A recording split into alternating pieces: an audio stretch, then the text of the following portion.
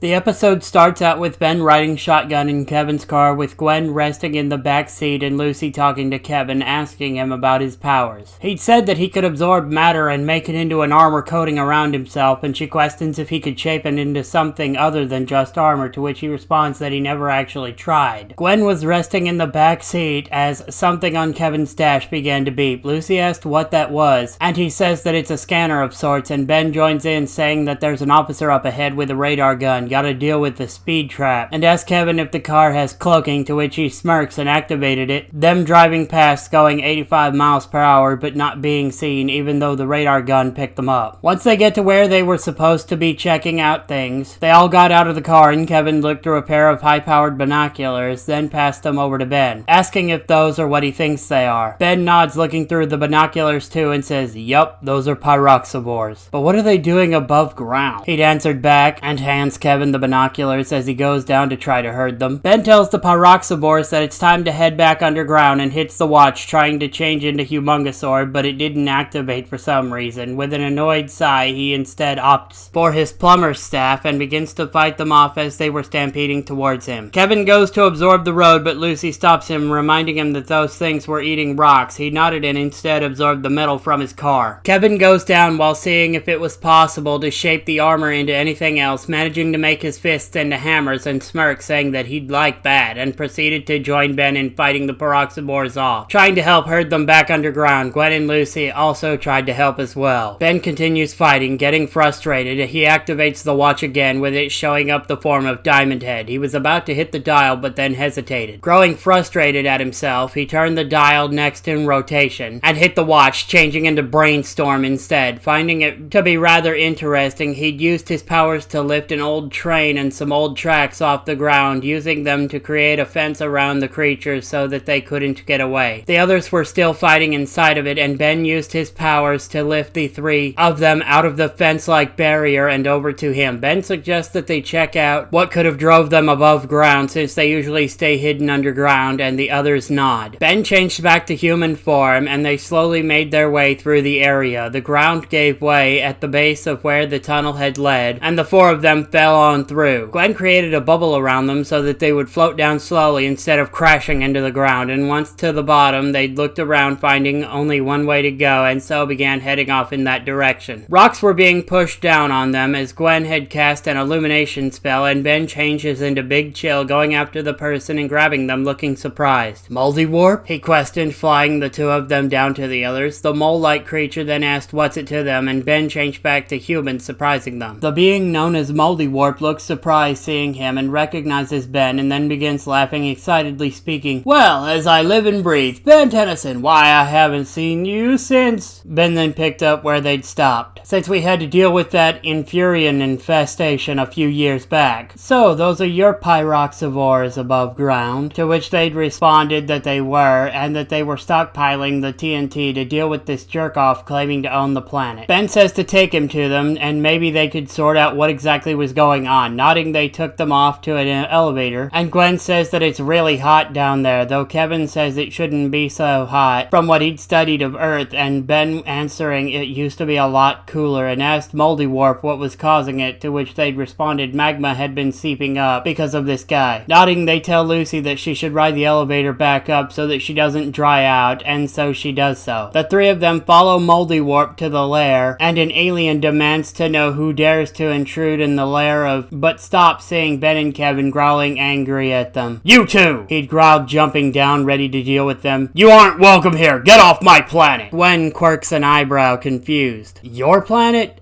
No, this is our planet, pal," she tells him as he started to laugh and showed them a hologram showing that he's filed a claim and paid the fees to take ownership of the planet, though Ben looks up at Volcanus and says that they'd missed something rather important. Volcanus questions what exactly that was, and he reminds them that this is only good for uninhabited worlds. As Earth is an inhabited planet, he had to get the signatures of the planetary leaders in order to be able to file such a purchase claim. And as not a single world leader's name was signed onto the deed, the purchase was therefore voided. Kevin then says since he falsified a claim, in order to make the purchase, the papers are not only voided, but he was in direct violation of the Galactic Conduct Code, Article 8724, subsection 14, and therefore, under under arrest for illegal claim to take possession of an inhabited world, and that all legal assets would therefore be seized immediately and the ownership of Earth would be cancelled out so that the world belongs only to the natives. This angered Volcanus, and he tried to fight them because he'd screwed up, but he still thought he was in the right, even though he really wasn't. Gwen threw up a barrier and Ben activated the Omnitrix with Diamond Head appearing again, but he'd changed the dial to something else. After slapping it down, Ben changed into Spider Monkey and began to fight. Moldy Warp had blown up the machine that had the drill attached as Kevin and Gwen were fighting off the little creatures in Volcanus' employ. Meanwhile, Spider Monkey had started fighting Volcanus himself, bashing his suit and causing it to become partially damaged as he'd used a drill arm attached to charge at Ben, only for him to move out of the way and making him crash through his controls, electrocuting himself and frying the armor. Volcanus asks what now, and if Ben was going to kill him like he did Vilgax, but Ben says no, he isn't. He's just going to knock him out and arrest him, hitting the Omnitrix symbol and changing into another classic form, forearms. Then slammed his fist into Volcanus' face, knocking them out cold. Once they had that all taken care of, Ben began to mess with whatever controls were left in the tact, making the magma reverse flow back down into the earth, helping things cool down slowly in the area, and Moldy Warp thanked them again for their help, saying that he could return his herd back down underground again thanks to them. They'd contacted off-world plumbers to take Volcanus and his little goons off to prison, and the plumber that showed up has asked Gwendolyn Nicole Daniels and Lucille Jennifer Mon, to which the girls looked confused, wondering what they wanted, but said that yes, that was them. They were then told that if they wished to continue working on missions alongside the Earth branch of plumbers, they would need to certify at the Plumbers Academy. Nodding, the two agree to do that, and the plumber then leaves with the prisoners, and Moldy Warp asked who's hungry. They could have a nice supper before they left, suggesting barbecue. Lucy asked if he'd eat the pyroxivores, to which he'd responded that of course they did, and Ben mentions that despite their look, pyroxivores are actually a really delicious delicacy, especially if being cooked by Moldy Warp here, as despite his appearance, he's actually quite the accomplished chef, and so they'd agreed.